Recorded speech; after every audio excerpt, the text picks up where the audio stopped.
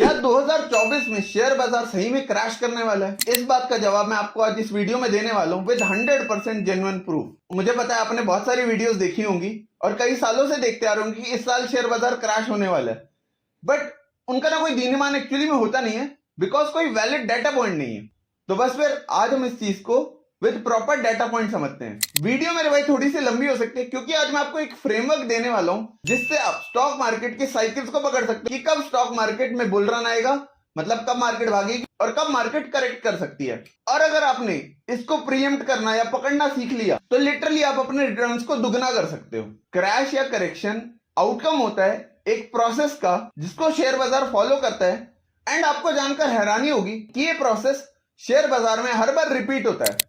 History always gives us a hint, but हम तो इंसान है ना यार, उसको पकड़ ही नहीं पाते हैं और यही हम सबसे बड़ी गलती कर देते हैं। तो उस फ्रेमवर्क को समझने से पहले इस चीज को समझो कि अगर आप किसी करेक्शन को पकड़ लेते हो तो उसके आपको दो फायदे हैं। पहला, आप अपने पोर्टफोलियो को हल्का कर सकते हो ताकि अपने लॉसेस को मिनिमाइज कर पाओ, और दूसरा, आप एम्पल कैश इकट्ठा कर सकते हो ताकि अच्छे स्टॉक्स को बेस्ट प्राइस पर परचेज कर पाओ, एंड इन टर्न आने वाले समय में आपके रिटर्न्स शानदार हो सकते हैं। और शायद यही चीज वॉरेन बफे सर भी फॉलो कर रहे हैं, क्योंकि आपने सुना होगा उन्होंने एप्पल में अपनी अच्छी खासी होल्डिंग्स बेच दी हैं और बहुत सारे कैश एक्यूमुलेट करके बैठे हैं, एंड इनफैक्ट बहुत से म्यूचुअल फंड हाउसेस भी एम्पल कैश पर बैठे हैं। तो इससे तो शायद यही लग रहा है यार कि मार्केट में एक करेक्शन इनएविटेबल है। तो उस करेक्शन को समझने से पहले हम एक बेसिक फ्रेमवर्क को समझते हैं जिससे आपको पता लगेगा कि मार्केट में करेक्शन किस प्रोसेस के थ्रू आती है। इसको मैं यूएस फेड की इंटरेस्ट रेट साइकिल्स के साथ कोइंसाइड करके आपको समझाने वाला हूं कि यूएस फेड की इंटरेस्ट रेट साइकिल कैसे इंपैक्ट करती है।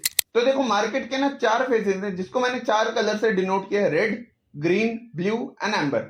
सबसे पहला रेड फेज। रेड फेज वो क्रैश वाला फेज है जिसे हम मॉनेटरी ईजिंग फेज बोलेंगे, जहां पर इंटरेस्ट रेट्स पीक पर होते हैं और वहां से उसको यूएस फेड रिड्यूस करके 0 या 1% तक ले आता है। दूसरा फेज है ग्रीन फेज, जहां पर जो मिनिमम रेट है वो परसिस्ट करते हैं, जैसे 1% पर, और इसमें स्टॉक मार्केट आपको बहुत जबरदस्त रिटर्न देती है। तीसरा फेज होता है हमारा ब्लू फेज, जहां पर यूएस फेड इन्फ्लेशन बढ़ने के कारण मॉनेटरी टाइटनिंग करता है और रेट्स को दोबारा से हाई पर ले आता है। यहां पर भी मार्केट ठीक ठाक रिटर्न देती है। और चौथा है एम्बर फेज, जहां पर मैक्सिमम इंटरेस्ट रेट परसिस्ट करते हैं, मतलब टाइटनिंग परसिस्ट करती है, और यहां पर भी मार्केट अच्छे रिटर्न देता है, बट इसके बाद से दोबारा वो करेक्शन या क्रैश आता है, रेड फेज। तो red, blue, green and then amber. अब इसको ना सन 2000 से लेकर 2024 तक इस डाटा को देखते हैं कि डिफरेंट इंडाइसेस ने कितने रिटर्न्स दिए और ये फेजेस अपने आप को कैसे रिपीट करते हैं और ये सेल्फ इंड्यूसिंग साइकिल कैसे बनती है। साल 2000 में हम सबको पता है .com बबल क्रैश हुआ था और उस समय पर यूएस फेड के इंटरेस्ट रेट 6.5% पर थे और मार्केट में हाहाकार हो गया था। निफ्टी, S&P 500, नैस्डैक और निफ्टी 50 के रिटर्न मैंने इस डाटा में दिखाए हुए हैं। जो पहला फेज आता है उसे हम कहते हैं मॉनेटरी ईजिंग फेज, जिसे मैंने रेड कलर में दिखाया हुआ है। और अब देखोगे इस फेज में इंटरेस्ट रेट 6.5% से रिड्यूस करके फेड ने धीरे धीरे 1% पर ले आए, एंड इस फेज में निफ्टी ने 11% के नेगेटिव रिटर्न दिए, वेयर S&P 500 ने 25% के नेगेटिव और नैस्डैक ने 51% के नेगेटिव रिटर्न दिए थे। लेकिन इस फेज के बाद वो फेज आता है जहां पर सबसे ज्यादा पैसा बनाया जाता है, जिसको हमने ग्रीन कलर में दिखाया है, जहां पर जो मिनिमम रेट है वो परसिस्ट करते हैं for a longer period of time. इस केस में 26 जून 2003 से लेकर 29 जून 2004 तक मोटा मोटा 1 साल मिनिमम रेट परसिस्ट करे। और इसमें अगर रिटर्न्स देखोगे, निफ्टी 37%, S&P 13%, नैस्डैक के 17% और निफ्टी नेक्स्ट 50 की अगर बात करें तो 56% के रिटर्न्स दिए। नेक्स्ट, इसके बाद फिर से टाइटनिंग फेज आता है जहां पर इंटरेस्ट रेट को प्रोग्रेसिवली यूएस फेड बढ़ाता है और इसमें भी मार्केट अच्छे खासे रिटर्न देता है। तो अगर आप देखोगे, निफ्टी ने ऑलमोस्ट 100% के रिटर्न दिए और बाकी इंडाइसेस ने भी अच्छे खासे रिटर्न दिए। यूएस ने कंपैरेटिवली कम रिटर्न दिए, बट इंडिया ने बहुत अच्छा आउट परफॉर्म किया था। इसके बाद जो एम्बर कलर में आ रहा है वो आपका जहां पर टाइटनिंग परसिस्ट करती है, मतलब जो हाईएस्ट इंटरेस्ट रेट था 5.25%, वो ऑलमोस्ट 1.5 साल के लिए परसिस्ट करता है। और उस फेज में इंडियन इंडाइसेस ने 50 से 80% के रिटर्न दिए और यूएस ने 30 से 40% के रिटर्न दिए। अब यहां से गेम पलटती है, यहां से दोबारा हमारी हिस्ट्री रिपीट होती है और यही साइकिल कंटिन्यू होगी और आपका रेड फेज दोबारा से आता है जहां पर मार्केट क्रैश कर जाती है, जो हमारा 2008 का हाउसिंग बबल क्रैश हुआ। देखो, या तो इसे कोइंसिडेंस बोल लो या एक पैटर्न बोल लो, मार्केट इन 4 फेजेस से ही गुजरती है। आप पूरे डेटा को देखोगे आपको बिल्कुल समझ आएगा, वीडियो को एंड तक जरूर देखना। हमारा रेड फेज फिर से आता है 2007 एंडिंग से लेकर 2008 एंडिंग तक ऑलमोस्ट 1.25 साल तक का, जहां पर मॉनेटरी ईजिंग करती है यूएस फेड और इंटरेस्ट रेट को लिटरली जीरो कर दिया जाता है। और इस फेज में आप देख सकते हो चाहे इंडियन इंडाइसेस हो चाहे यूएस इंडाइसेस, सबने नेगेटिव रिटर्न्स दिए हैं। और इसके बाद फिर से हमारा वो ग्रीन फेज आएगा जहां पर मिनिमम रेट हमारे 0% पे परसिस्ट करते हैं और रिटर्न्स देखो जबरदस्त, निफ्टी 175%। लेकिन इस बार अगर आप नोटिस करोगे ये फेज 7-8 साल तक रहा, बिकॉज जो 2000 का क्रैश था बहुत खतरनाक था।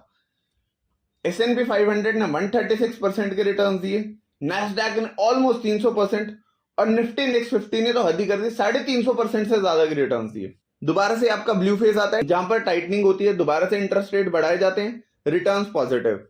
दोबारा से एम्बर फेज, टाइटनिंग 2.5% पे रेट परसिस्ट करेंगे। नेक्स्ट 50 को अगर साइड में रख दे तो बाकी सबने थोड़े थोड़े रिटर्न दिए। दोबारा से मॉनेटरी ईजिंग होती है, यह है कोविड वाला फेज। और आपको पता है कोविड का क्रैश तो हम सबने देखा था एंड हर इंडेक्स ने नेगेटिव रिटर्न दिए थे, बट बहुत शार्पली रिबाउंड हुए थे। तो शायद इसमें आपको 20-22-25% के नेगेटिव रिटर्न ही दिख रहे हैं। फिर उसके बाद दोबारा आता है आपका ग्रीन फेज जहां पर आपको स्पेक्टेकुलर रिटर्न्स मिलेंगे। ये शायद आपने ऑब्जर्व भी किया होगा अपने एक्सपीरियंस में, 0% पे रेट परसिस्ट करे, निफ्टी ने ऑलमोस्ट 100% के रिटर्न दिए और बाकी इंडाइसेस ने भी 90-100% के आसपास रिटर्न दिए। दोबारा से ब्लू फेज आता है, रिटर्न्स एवरेज होते हैं। फिर एम्बर फेज जिसमें हम अभी करंटली हैं, और इसके बाद क्या होगा वो ऊपर वाला ही जानता है, बट जहां तक मुझे लगता है साइकिल उसी तरीके से जा रही है और रेड फेज आने वाला है। बट ये रेड फेज आएगा जरूर, मार्केट में एक करेक्शन आएगी जरूर, ये तय है। कितना करेक्ट हो सकते हैं, मेरे हिसाब से 20 से 30% की रेंज में मार्केट करेक्ट होगी और वो टाइम होगा मार्केट में फ्रेश इन्वेस्टमेंट्स करने का। तो तब तक के लिए हमें क्या करना है, देखो अपने पोर्टफोलियो में अगर कहीं आपको लग रहा है कोई स्टॉक्स बहुत ज्यादा ओवरवैल्यूड हो गए तो सिंपली उनमें प्रॉफिट बुक करो, कैश एक्यूमुलेट करो और जैसे ही मौका मिलता है, जैसे ही एक करेक्शन आएगी, हर डिप पे आपको कैश डिप्लॉय करना है। देखो सिंपल सी बात है, आप बॉटम नहीं पकड़ सकते। टॉप और बॉटम मार्केट का ना आज तक कोई पकड़ पाया, ना वॉरेन बफेट सर पकड़ पाए हैं, ना राकेश झुनझुनवाला जी, कोई भी नहीं पकड़ पाया, ना हम कभी पकड़ पाएंगे। आप जस्ट थोड़ी सी अपनी टाइमिंग और एक्यूरेसी को इंप्रूव कर सकते हो और ये डाटा शायद उस चीज के लिए आपको हेल्प कर सकता है। अच्छा, एक और बहुत इंटरेस्टिंग चीज है जो आपको दिखाना चाहता हूं। अगर हम इन सभी साइकिल्स में गोल्ड की परफॉर्मेंस को देखें ना तो आपको बहुत तगड़ा इंसाइट मिलेगा। गोल्ड ने मोर और लेस हर टाइम पे आपको पॉजिटिव रिटर्न दिया। तो एक स्ट्रेटेजी ये भी हो सकती है, आप अपने एक्सेसिव कैश को, अपनी थोड़ी होल्डिंग्स में प्रॉफिट को गोल्ड में इन्वेस्ट कर सकते हो for the time being. And जैसे ही रेड फेज एंड होता है और ग्रीन फेज की शुरुआत होती है, वो आपको रेट कट साइकिल से पता लग जाएगा। जैसे ही मिनिमम रेट परसिस्ट करेंगे, फेड अपने आउटकम्स में रेट कट करना कम कर देगा, वो टाइम है गोल्ड से अपने पैसे को निकाल के आप स्टॉक्स में वापस एंट्री कर सकते हो और आपको दोनों वक्त पर बहुत अच्छे रिटर्न्स मिलने वाले हैं। इनफैक्ट अगर आप कुछ सेक्टोरल इंडाइसेस और स्मॉल कैप इंडाइसेस के रिटर्न्स देखना चाहते हो इन फेजेस पर, वो भी आपकी स्क्रीन पर आ रहे हैं, ध्यान से देख लो, स्क्रीनशॉट ले सकते हो ताकि आपको स्ट्रेटेजाइज करने में हेल्प मिलेगी कि आपको मार्केट में क्या एक्शन लेना चाहिए। आशा करता हूं आपको ये फ्रेमवर्क समझ आया होगा और इससे आपको मदद मिलेगी अपने डिसीजंस लेने में। कोई भी अगर आपको डाउट हो तो कमेंट्स में आप पूछ सकते हैं। मैंने अपनी तरफ से पूरी कोशिश की इसे आसान भाषा में समझाने की। स्टिल अगर आपका कोई भी क्वेश्चन है, feel free to ask in comments. और अगर आप मेरे साथ एक 1-to-1 सेशन करना चाहते हैं तो डिस्क्रिप्शन में लिंक दिया है, वहां से आप अपना स्लॉट बुक कर सकते हैं। और अगर आपको लगता है कि आपको एक पोर्टफोलियो कंसल्टेशन की जरूरत है तो उसके लिए भी आप मुझे कांटेक्ट कर सकते हैं। अगर वीडियो पसंद आई हो तो एक लाइक जरूर करना, बिकॉज इस कंटेंट को बनाने के लिए बहुत रिसर्च और बहुत मेहनत लगी है और आपके सामने प्रेजेंट करने के लिए बहुत मेहनत लगी है। और ऐसी इंसाइटफुल कंटेंट के लिए जल्दी से सब्सक्राइब का बटन दबा दो और साथ में वो बेल आइकन भी दबा देना ताकि जैसे कोई वीडियो अपलोड हो आपके पास सबसे पहले पहुंचे। आज के लिए बस इतना ही। This is Dixit Kakkar signing of.